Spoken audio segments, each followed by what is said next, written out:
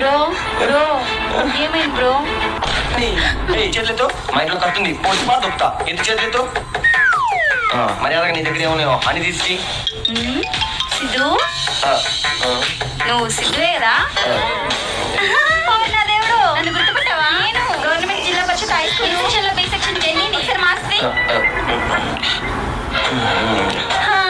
సిద్ధు ఎలా ఉన్నావు? బాగున్నా అవి గోల్డ్ కమలా తీసిచ్చే. ఇదే చేస్తున్నావు నువ్వు ఇప్పుడు?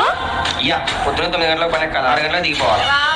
టైమింగ్ క్లాస్ లో కూడా భలే దొంగతనం చేసేవాడు నువ్వు. వాచ్.